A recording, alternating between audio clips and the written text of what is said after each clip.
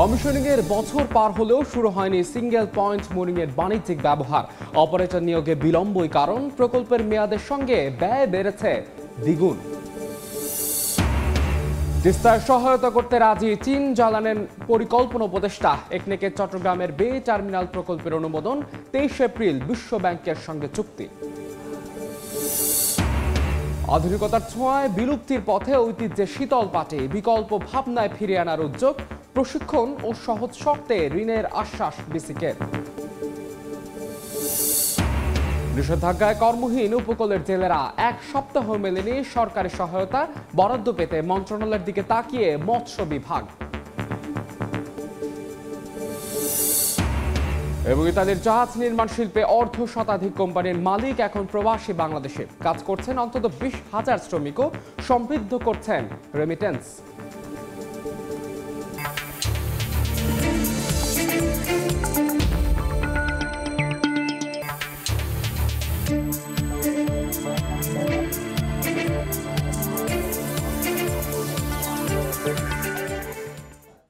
দেখছিলেন শিরোনাম। আমন্ত্রণ জানাচ্ছি দেশ ও দেশের বাইরের অর্থ বাণিজ্যের নানা খবর নিয়ে আমাদের নিয়মিত আয়োজন এই সময়ের বাণিজ্যে। আপনাদের সঙ্গে আছে আমি মাহাদ ইসলাম ধ্রুব। কমিশনিং এর এক বছর পরও শুরু হয়নি সিঙ্গেল পয়েন্ট মোরিং বা এসপিএম এর বাণিজ্যিক ব্যবহার। অপারেটর নিয়োগে দেরির কারণে থমকে আছে জ্বালানি তেল পরিবহনের আধুনিক এ পদ্ধতির কার্যক্রম। সম্প্রতি জ্বালানি খাতের বিশেষ আইন বাতিল করায় আন্তর্জাতিক দরপত্রের মাধ্যমে নিয়োগ করতে হবে অপারেটর, আর এই প্রক্রিয়া সম্পন্ন করতে পার হয়ে যেতে পারে চলতি বছরে, এমনটাই জানাচ্ছেন প্রকল্প সংশ্লিষ্টরা। এছাড়া ইস্টার্ন রিফাইনারির দ্বিতীয় ইউনিট প্রস্তুত না হয় প্রাথমিক অবস্থায় ব্যবহার করা যাবে না এসপিএম এর পূর্ণ সক্ষমতাও। ফারুক ভিয়া রবিনের রিপোর্ট। দেশে জ্বালানি তেল পরিবহনে যুগান্তকারী পরিবর্তন আনতে যাচ্ছে সিঙ্গেল পয়েন্ট মোরিং বা এসপিএম। গভীর সমুদ্র থেকে 110 কিলোমিটার করে দুটি সমান্তরাল পাইপলাইনে আমদানি করা জ্বালানি তেল যাবে চট্টগ্রামের ইস্টার্ন রিফাইনারিতে। এতে পরিবহনের সময় 10 থেকে 12 দিনের বদলে নেমে আসবে 48 ঘন্টায়। বছরে সাশ্রয় হবে 800 কোটি টাকা। গত বছরের মার্চে সফলভাবে সম্পন্ন হয় এসপিএম এর পরীক্ষামূলক কার্যক্রম ও কমিশনিং। সংশ্লিষ্টরা জানাচ্ছেন, পরিচালনা ও রক্ষণাবেক্ষণে বিদেশি অপারেটর নিয়োগে দেরির কারণেই এখনো অধরা এসপিএম এর সুফল। নতুন করে আমাদের টেন্ডার করতে হচ্ছে। আগস্টের দিকে কন্ট্রাক্ট হলে নভেম্বর ডিসেম্বর থেকে এটা হয়তো কমার্শিয়াল অপারেশনে যাবে।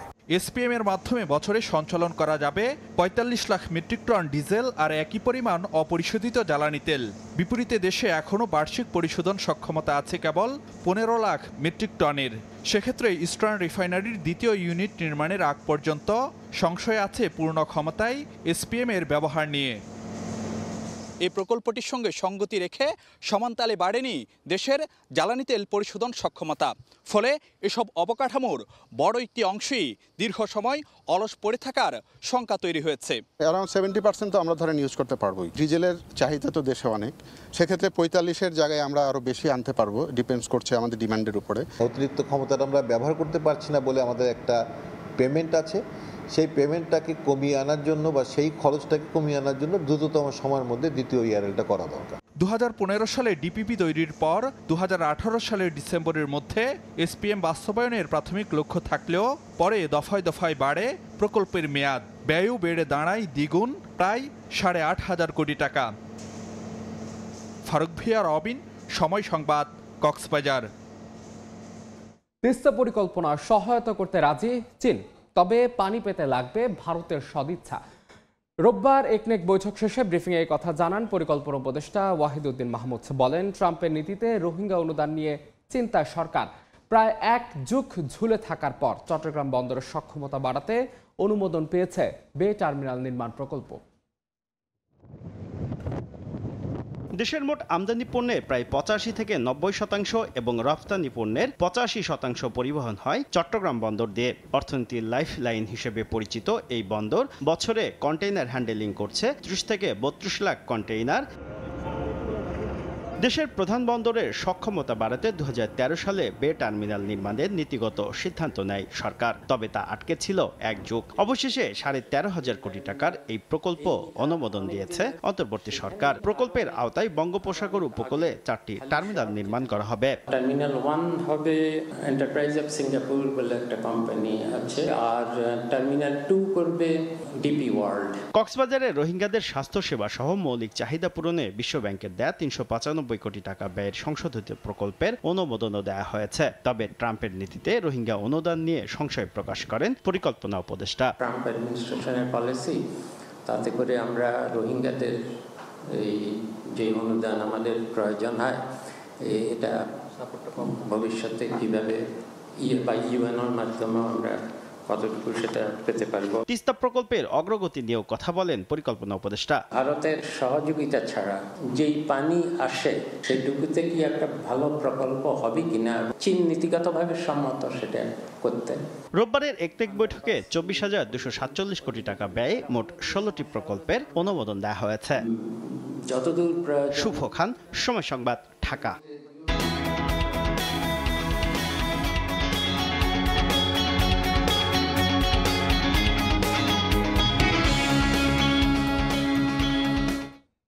অবশেষে আলোর মুখ দেখছে বে টার্মিনাল।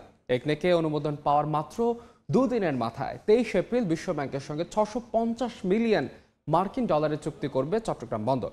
বিনিয়োগকার হিসেবে চুক্তিবদ্ধ হবে সিঙ্গাপুর পোর্ট অথরিটি এবং আরব আমিরাতের ডিপি ওয়ার্ল্ড। শাখাউচ্চপুর ক্যামেরায় বিস্তারিত জানাচ্ছেন কমল দে। আমদানি রপ্তানি বাণিজ্যের চ্যালেঞ্জ মোকাবেলায় চট্টগ্রাম বন্দরের বিকল্প হিসেবে পতেঙ্গা উপকূলে বে টার্মিনাল গড়ে তোলার পরিকল্পনা হয়েছিল 1 দশক আগেই। অবশেষে রোববার একনেকে অনুমোদন দেওয়া হয়েছে 14,000 কোটি টাকার এই মেগা প্রকল্পের। এর মধ্যে 650 মিলিয়ন মার্কিন ডলার খরচ করে ব্রেক ওয়াটার নির্মাণে বুধবারে বিশ্বব্যাংকের সঙ্গে চুক্তি স্বাক্ষরের সমস্ত প্রক্রিয়া সম্পন্ন করেছে চট্টগ্রাম বন্দর কর্তৃপক্ষ। আমরা আশা করছি বিশ্বব্যাংকের সাথে সহসায় চুক্তিটা হবে। বন্দরের তথ্য অনুযায়ী 13,525 কোটি টাকার এই প্রকল্পে বিশ্বব্যাংকের সহায়তা হিসেবে থাকবে 9,333 কোটি টাকা, আর বাকি টাকার যোগান দেবে চট্টগ্রাম বন্দর নিজেই। ফরেন আইটিও যারা আছে তাদের সাথে আমাদের কন্ট্যাক্ট হবে, টার্মিনাল 1, টার্মিনাল 2, এবং এই কাজগুলো শুরু হবে। পুরো বে টার্মিনালের ব্যাপ্তি 6.5 কিলোমিটার হলো। নির্মাণ হবে স্বতন্ত্র 3টি টার্মিনাল। 2টি সংস্থা বিনিয়োগ করবে অন্তত 3 বিলিয়ন মার্কিন ডলার। অটোমেটিকলি কিন্তু এখানে মাদার ভেসেলগুলোর কিন্তু অনেক মুভমেন্টটা বেড়ে যাবে। আগামী 50 বছর থেকে 100 বছরের মধ্যে যে আমাদের চাহিদা, সেই চাহিদাকে সামনে রেখেই যে আমাদের বন্দরটা বিনির্মাণ করতে হবে। আগামী 2029 সালের মধ্যে এখানে গড়ে উঠবে বে টার্মিনাল, যেখানে বিনিয়োগ করবে সিঙ্গাপুর, আরব আমিরাত। চট্টগ্রামের বে টার্মিনাল থেকে কমল দে, সময় সংবাদ। দর্শক, অর্থ বাণিজ্যের নানা খবরের পাশাপাশি আজ আমরা আলোচনা করব ক্ষুদ্র ও কুটির শিল্পকে এগিয়ে নিতে বিসিকের নানা উদ্যোগ নিয়ে। আমাদের সঙ্গে ভার্চুয়ালি যুক্ত আছেন প্রতিষ্ঠানের চেয়ারম্যান মোহাম্মদ সাইফুল ইসলাম। সাইফুল ইসলাম, আপনাকে স্বাগত। আপনাকে ধন্যবাদ। আলোচনার শুরুতে আমরা একটি প্রতিবেদন দেখে আসতে চাই। শীতল পাটি, যার হিম পরশে একসময় শরীর জোড়াতো, আধুনিকতার ছোঁয়ায় তা আজ বিলুপ্তির পথে। তবে জিআই পণ্যখ্যাত এই শীতল পাটি রক্ষায় বিকল্প ভাবনা নিয়ে কাজ করে সফল পিরোজপুরের কাউখালী উপজেলার পাটি কারিগর সজল দে। তার দেখানো পথে শীতল পাটির বহুমুখী পণ্য তৈরি করে কর্মসংস্থানের সুযোগ হয়েছে শত শত পরিবারের। এবার তা সম্প্রসারণে সরকারি প্রশিক্ষণ ও সহজ শর্তে ঋণের দাবি কারিগরদের, আর তাদের পাশে দাঁড়ানোর আশ্বাস দিয়েছে বিসিক। জিয়াউল হকের তথ্য, ছবিতে রিপোর্ট। সজল দে পিরোজপুরের কাউখালী উপজেলার শীতলপাটি কারিগর। বাবার কাছেই তার হাতে খড়ি। একসময় এক একটি পাটি বিক্রি করতেন 3 থেকে 5,000 টাকায়, কিন্তু আধুনিকতার ছোঁয়ায় আজ তা বিলুপ্তির পথে। শীতলপাটি কদর হারালেও পূর্বপুরুষের এই পেশা ধরে রাখতে চিন্তা করেন ব্যতিক্রমী কিছু করার। তারপর শীতল পাটিকে বহুরূপে সাজিয়ে তৈরি করছেন গৃহস্থালির নানা পণ্য। বানানো হচ্ছে পাখির বাসা, tissue pencil box, lampshade, dining টেবিলের ম্যাট সহ সাজসজ্জার নানা উপকরণ। টোটাল মিলে আমার মনে করেন 40-50টা আইটেম আমি তৈরি করি। সরকার কিছু সহযোগিতা আমার করতো, তাহলে আমি আরও কিছু লোকজন নিয়ে মনে করেন বড় একটা কারখানার মতো তৈরি করে তারপরে আমি অনেক বেকার লোকের আমি কর্মসংস্থান দিতে পারতাম। হারিয়ে যেতে বসা শীতল পাটি রক্ষায় সজলের বিকল্প ভাবনায় তৈরি হয়েছে শত শত মানুষের নতুন কর্মসংস্থান। এবার সরকারি প্রশিক্ষণের দাবি তাদের। অনেক কিছু আমরা এগুলা বানাই দেখি, এতে ভালো লাভজনক। যদি সরকার আমাকে সাহায্য করতো, বিনা সুদে কিছু লোন টোন দিত, তাহলে আমরা একটু উপকার হইতো আমাকে। এটা চিটিয়াখাং যায়, ঢাকা যায়, এরপর মনে করেন আরো বিভিন্ন দেশে যায়। জিআই পণ্য হিসেবে স্বীকৃত শীতল পাটি নির্ভর শিল্প টিকিয়ে রাখতে প্রশিক্ষণ ও সহজ শর্তে ঋণ দেওয়ার আশ্বাস বিসিকের। বিসিক সবসময় তাদেরকে পৃষ্ঠপোষকতা করে আসছে। বিসিকের কাছে আসলে তারা সহজ শর্তে স্বল্প সুদে এই ঋণ সহায়তা পেতে পারে। শীতল পাটি দিয়ে 40 থেকে 45 রকমের শোপিস তৈরি করেন কাউখালী উপজেলার কয়েকশো পরিবার। সময় সংবাদ, পিরোজপুর। দর্শক, আমাদের সঙ্গে আলোচনা যুক্ত রয়েছেন বিসিক চেয়ারম্যান সাইফুল ইসলাম। আমরা চলে যাচ্ছি আলোচনায়। সাইফুল ইসলাম, প্রথমে আপনার কাছে জানতে চাচ্ছি যে শীতল পাটির প্রতিবেদনটি আমরা দেখলাম, এরকম শীতল পাটি সহ কিন্তু গ্রামীণে বাংলাদেশের বিভিন্ন অঞ্চলে কিন্তু বিভিন্ন পণ্য ছড়িয়ে ছিটিয়ে আছে। সেই পণ্যগুলো টিকিয়ে রাখতে আপনারা কি ধরনের উদ্যোগ নিচ্ছেন? আপনাকে ধন্যবাদ। আপনি যেমনটি আপনাদের প্রতিবেদনে আমি দেখলাম, শীতল পাটি আমাদের বাংলাদেশের পিরোজপুর, ঝালকাঠি, সিলেট এই অঞ্চলগুলিতে শীতল পাটি অত্যন্ত বিখ্যাত এবং বাংলাদেশে একটা অত্যন্ত সুনামধন্য একটা কার্যক্রম। তো শীতল পাটি সাথে আরো কিছু কিছু পণ্য আছে, যেমন মৃৎশিল্প, ঝিনুকের কাজ, বাঁশ ও বেতের পণ্য, কাঁসা শিল্প, শোলা শিল্প, কাঠের পুতুল, খেলনা, এই জাতীয় শিল্পগুলি বাংলাদেশের অত্যন্ত ঐতিহ্য এবং সুনামের সাথে দীর্ঘদিন এই শিল্পগুলি কাজ করছিল। ইদানিং তাদের মধ্যে কিছুটা ভাটা পড়েছে। তো এই শিল্পগুলিকে তাদের সে গৌরব ফিরিয়ে আনার জন্য আমরা বিসিকের পক্ষ থেকে নানাবিধ কার্যক্রম গ্রহণ করছি। তার মধ্যে কারিগরদেরকে আমরা প্রশিক্ষণ দিচ্ছি। তারপরে তাদের পণ্যের আধুনিকায়নের জন্য, আপনারা জানেন যে পণ্যের যদি আধুনিকায়ন না হয় তাহলে টিকে থাকা মুশকিল। সেই কারণে আধুনিকায়নের জন্য আমরা কাজ করছি। বাজার সৃষ্টির লক্ষ্যে আমরা বিসি কাজ করছি। তাদের ঋণ সহায়তা প্রদান এবং সরকারি বেসরকারি অংশীদারিত্বের ভিত্তিতে উদ্যোগ নেওয়া, এই বিষয়গুলি নিয়ে বিসি কাজকর্ম করে যাচ্ছে। এবং এই ক্ষেত্রে যদি যেমনটি আমি প্রতিবেদনে দেখলাম, পিরোজপুর এবং অন্য এলাকার যদি শীতল পাটি যারা কারিগর আছে বা যারা উদ্যোক্তা আছে, তারা যদি আমাদের কাছে ঋণ সহায়তা চায়, আমরা সেক্ষেত্রে ঋণের হস্ত প্রসারিত করতে আমরা উদ্যোগ নিব এবং আমরা সেক্ষেত্রে সক্রিয়ভাবে সেই বিষয়টি বিবেচনা করছি। সাইফুল ইসলাম, ক্ষুদ্র ক্ষুদ্র উদ্যোগ এবং এসএমই উদ্যোক্তাদের বড় করতে আপনাদের কোনো পরিকল্পনা রয়েছে কিনা? আমাদের এই ধরনের পরিকল্পনা আছে। আপনারা জানেন যে এক সময় খুব ক্ষুদ্র উদ্যোক্তা ছিল, তারা আজকে বলা যায় বাংলাদেশের প্রেক্ষাপটে অত্যন্ত বড় উদ্যোক্তা হিসাবে পরিগণিত হয়েছে। যেমন ধরুন বিসিক শিল্পনগরীতে স্কয়ার ফার্মাসিউটিক্যাল ছিল, তো বিআরবি কেবল ছিল, হেমকো ব্যাটারি ছিল, এই ধরনের আরো কিছু প্রতিষ্ঠান ছিল যারা নাকি আসলে খুবই ক্ষুদ্র পর্যায় থেকে শুরু করেছিল। এবং আপনারা এটাও জানেন যে আমাদের যে বিসিকের নারায়ণগঞ্জে যে হুঁশিয়ারি, পঞ্চগড়িতে হুঁশিয়ারি শিল্প, সেটি কিন্তু বিসিকেরই আছে। তেমনি ভাবে আরো বেশ কিছু প্রতিষ্ঠান আছে যেগুলি ক্ষুদ্র উদ্যোগ থেকে শুরু করেছিল, এখন কালক্রমে সেগুলি মাঝারি এবং কোনো কোনো ক্ষেত্রে সেগুলি বৃহৎ শিল্প প্রতিষ্ঠানে বা বৃহৎ শিল্প উদ্যোগে পরিণত হয়েছে।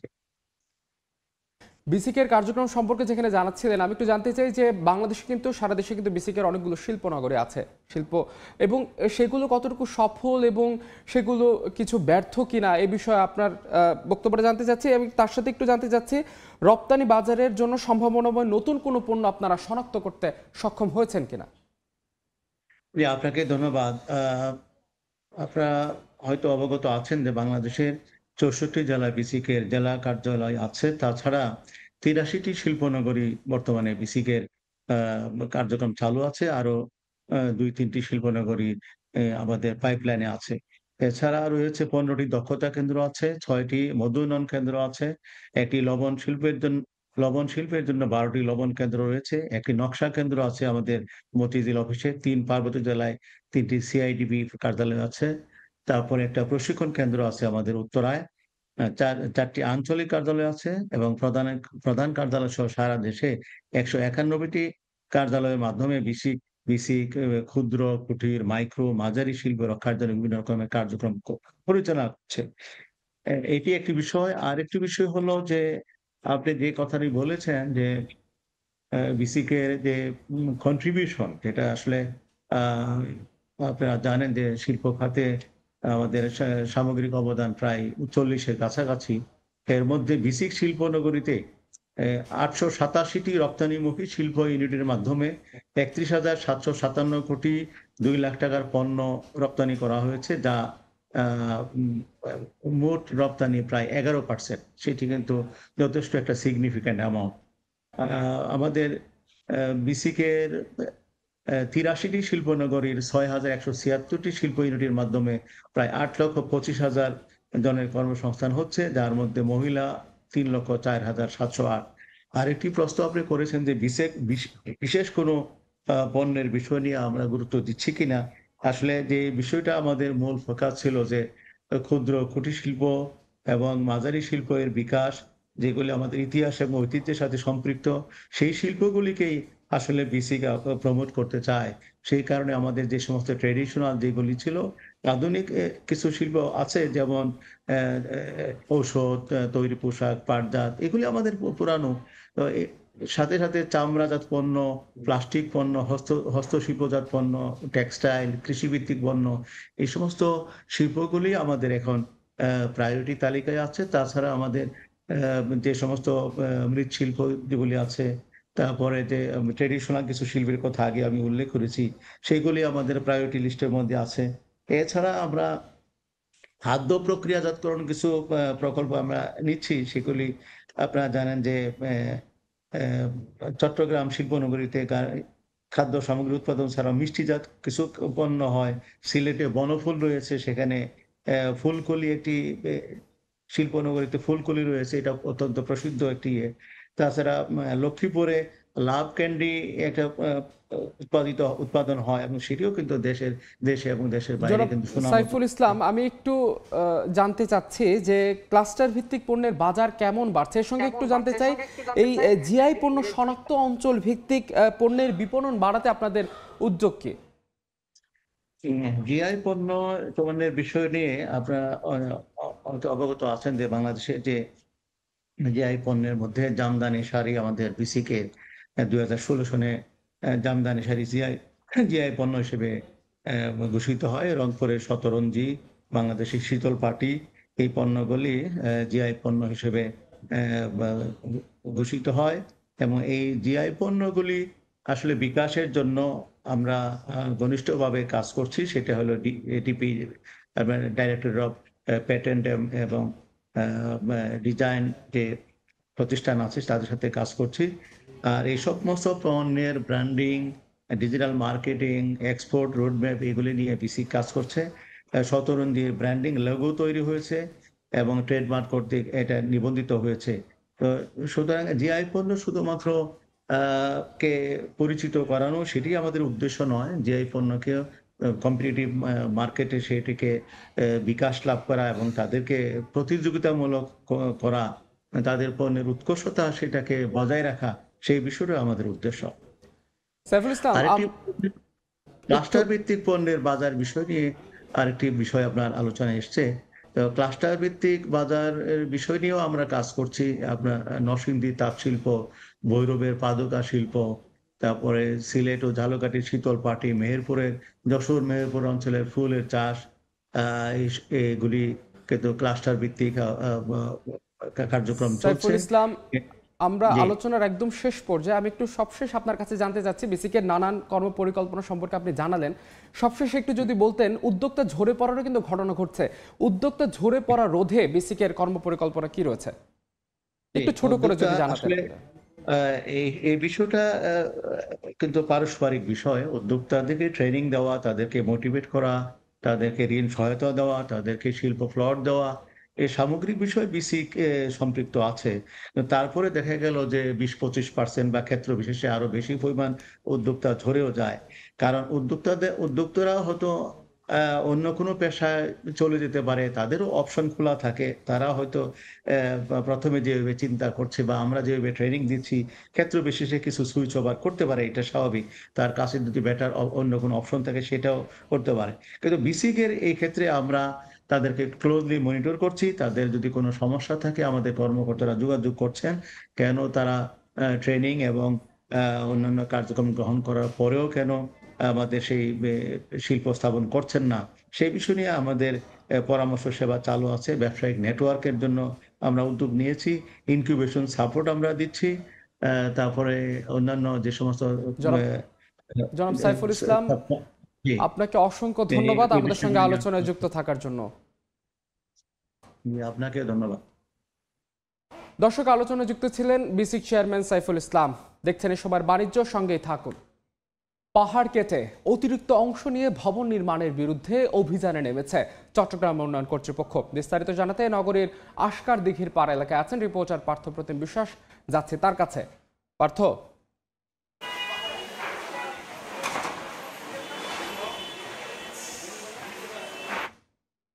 আমরা যে জায়গাটিতে এখন দাঁড়িয়ে আছে এটি একটি নগরীর আশকারদিঘির পাড় এলাকায় বহুতল ভবনের কাজ চলছে।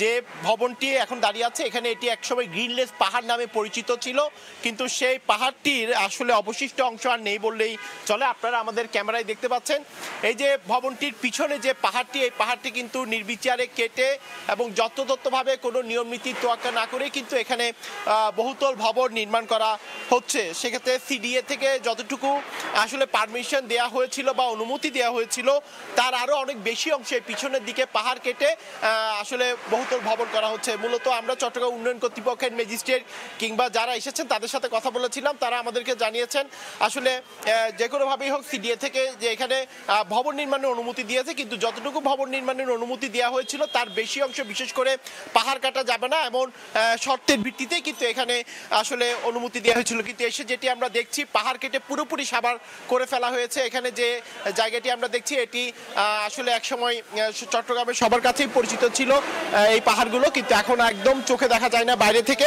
চট্টগ্রাম নগরীর মূলত আশকারদিঘির পাড় রিমা কমিউনিটি সেন্টারের বিপরীতে এই পাহাড়টি, যেখানে 92টি পরিবারের জন্য স্বপ্নিল ফ্যামিলি ওনার্স নামের ডেভেলপার প্রতিষ্ঠানের মাধ্যমে 3টি আলাদা ভবন নির্মাণের কাজ কিন্তু এখানে চলছে। এবং চট্টগ্রাম নগরীর প্রাণকেন্দ্র হিসেবে পরিচিত যে আশকারদিঘির পাড় এলাকা, এই পাহাড়ের ঢালের চূড়া 127 ফুট উঁচু এবং এখানে কিছু ব্যবসায়ী মিলে কিন্তু আসলে তারা এই ফ্ল্যাট নির্মাণের কাজ চলছে। এবং 2023 সালের 13 এপ্রিল সিডিএর ইমারত নির্মাণ কমিটির কাছ থেকে 3টি বেসমেন্ট ও 14 তলা ভবনের অনুমোদন নেওয়া হয়েছিল। তবে সেই শর্ত না মেনে এখানে পাহাড় কেটে যত্রতত্রভাবে আমরা দেখছি কোনো নিয়ম নীতির তোয়াক্কা না করেই কিন্তু পাহাড়ের যে অবশিষ্ট অংশ সেটি সাবার করে এখানে বহুতল ভবন নির্মাণের কাজ চলছে। এবং এই মুহূর্তে সিডিএর ম্যাজিস্ট্রেটরা আছেন, তারা এই যে অবৈধ অংশগুলো রয়েছে সেগুলো ভেঙে দিচ্ছেন। এই কাজগুলো কিন্তু আমরা দেখছি এইখানে হচ্ছেন। তো এই ছিল আমার কাছে এখনো পর্যন্ত চট্টগ্রামের আশকারদিঘির পাড় এলাকা থেকে এখানকার সর্বশেষ খবর। চট্টগ্রামে চলছে চট্টগ্রাম উন্নয়ন কর্তৃপক্ষের অভিযান, সে খবর জানতে সরাসরি যুক্ত ছিলাম সেখানে।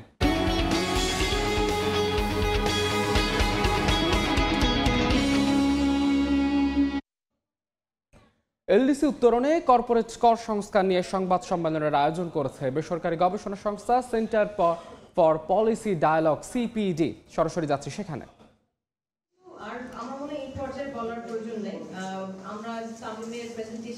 তারপরে হয়তো মোয়াজ্জেম ভাই একটু শেয়ার করবেন যে আমাদের পরবর্তী স্টাডিটা কেমন হবে, এন্ড তারপরে তো অফকোর্স আপনাদের প্রশ্ন উত্তরে I am happy to come back if needed. Thank you Moazzem ভাই। Thank you miss Nusrat. এই পর্যায়ে আমি জনাব Tamim Ahmed, senior research associate, আপনাকে অনুরোধ করছি প্রেজেন্টেশনটি দেওয়ার জন্য।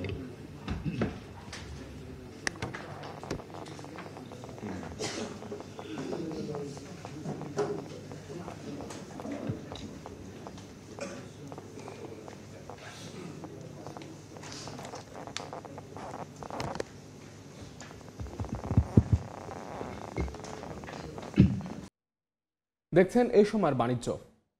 সূচকের ইতিবাচক প্রবণতা দিয়ে চলছে প্রধান পুঁজিবাজার ঢাকা স্টক এক্সচেঞ্জের লেনদেন।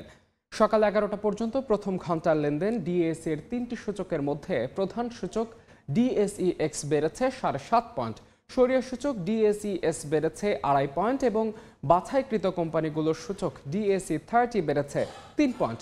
প্রথম ঘন্টায় লেনদেন হয়েছে 110 কোটি টাকার বেশি।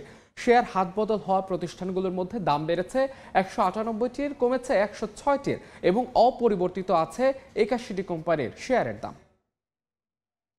সমুদ্রে মাছ ধরায় 58 দিনের নিষেধাজ্ঞা চলছে। এতে কর্মহীন হয়ে পড়েছেন উপকূলের জেলেরা। এক সপ্তাহেও সরকারি কোনো সহায়তা না পাওয়ায় পরিবার পরিজন নিয়ে নানা সংকটে তারা। মন্ত্রণালয় থেকে বরাদ্দ না আসায় কবে নাগাদ সরকারি প্রণোদনা পাবে তাও নিশ্চিত করতে পারেনি স্থানীয় মৎস্য বিভাগ। বিস্তারিত অপূর্বপুর রিপোর্টে। নিষেধাজ্ঞায় 15 এপ্রিল থেকে কর্মহীন সমুদ্রে মাছ ধরার সঙ্গে জড়িত ভোলার 65,000 জেলে। জাল নৌকা মেরামত করে সময় পার করছেন তারা। তবে আয়ের একমাত্র পথ বন্ধ হওয়ায় নানা সংকট দেখা দিয়েছে এসব জেলে পরিবারে। 65 দিন যে আমরা যে অভিযানটা পালন করি, এটা তো আমাদের জেলেরা তো অনেক কষ্টে থাকে। জেলেদের জন্য যে সমস্ত প্রণোদনা এবং বরাদ্দ করছে, জেলেদের বরাদ্দটা আমাদের জেলা ব্যক্তি পোষায় নাই। নিষেধাজ্ঞার এক সপ্তাহ পেরিয়ে গেলেও খাদ্য সহায়তা পাননি বরগুনার সমুদ্রগামী প্রায় 27,000 জেলে। ঘাটে জাল নৌকা রেখে বেকার সময় পার করছেন পটুয়াখালীর প্রায় 47,000 জেলে। চলতি বছর সাগরে কাঙ্ক্ষিত মাছ না পাওয়ায় ঋণে জর্জরিত তারা। এছাড়াও রয়েছে এনজিওর ঋণের কিস্তি পরিশোধের চাপ। এক সপ্তাহ আমরা জাল পাওয়া বন্ধ করছি, এই এক সপ্তাহ পরিমাণ আমরা এখন পর্যন্ত চালটা পাইতেছি না। কিস্তিলারাই খারাইতে যে টাকা ধরেন, টাকা আমরা পাবো, আমরা তো এই ব্যবসা করি, ব্যবসায় পাইনি। করুণ দশা বরিশালের জেলে পল্লীতেও। এই যেমন জোসনা বেগম ভাত রান্না করছেন, কিন্তু এর সঙ্গে খাবেন কি সেই প্রশ্ন তুলে চুলার লাকড়ি, তেল, নুন কেনার অর্থ সংকটের আক্ষেপ তার। পানিটা বাদে সবই কেনা লাগে। কেউ এসে আমাকে এখানে খোঁজ খবরও নেয় না যে আমরা খাইয়া থাকি না না খাইয়া থাকি। মন্ত্রণালয় থেকে বরাদ্দ না আসায় সরকারি প্রণোদনার বিষয়টি নিশ্চিত করতে পারেননি স্থানীয় মৎস্য বিভাগ। কোনো উপজেলায় 1 মাসের খাদ্য সহায়তা দেওয়া হয়েছে, কোনো উপজেলায় 2 মাসের। আমরা আমাদের সাধ্যমতো চেষ্টা চালিয়ে যাচ্ছি। মাছ শিকারে নিষেধাজ্ঞা চলাকালীন জেলেদের মাসে 40 কেজি করে, 58 দিনে 77 কেজি করে খাদ্য সহায়তা দেওয়ার কথা রয়েছে। অপূর্ব অপু, সময় সংবাদ, বরিশাল। দেখছেন এই সময়ের বাণিজ্য।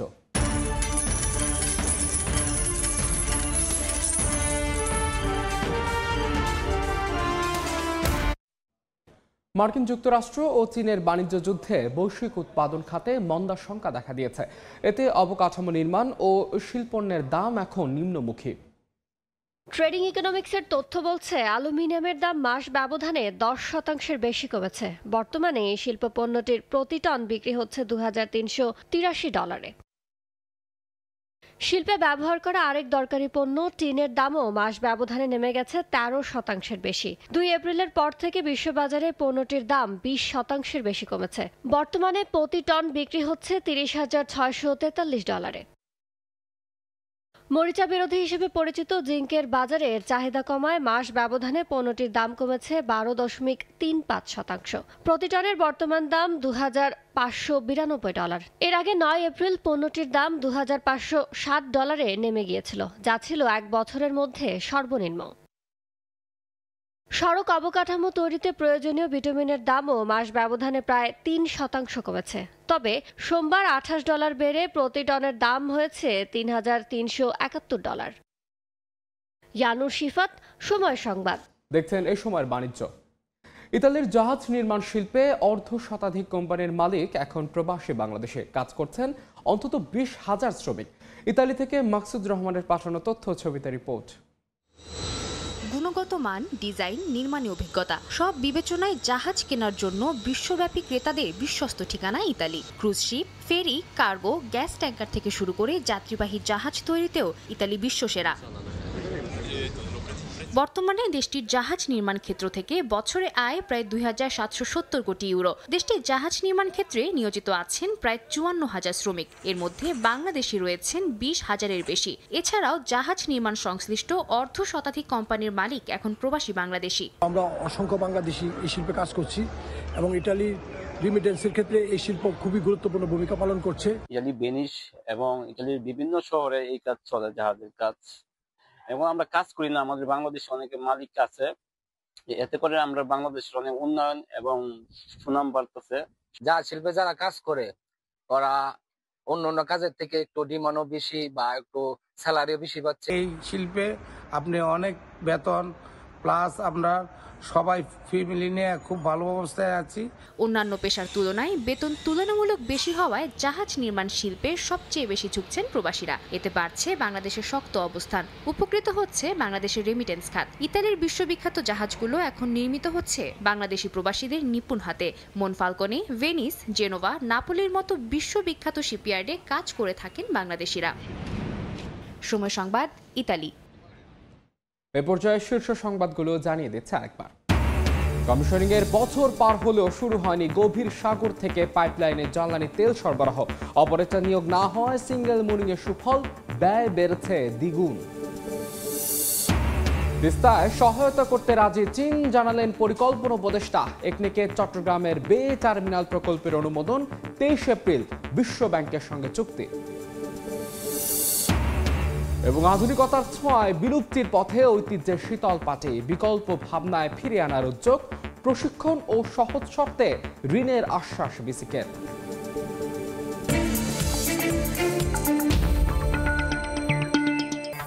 এই ছিল এ সময়ের বাণিজ্যের সঙ্গে থাকুন সময়।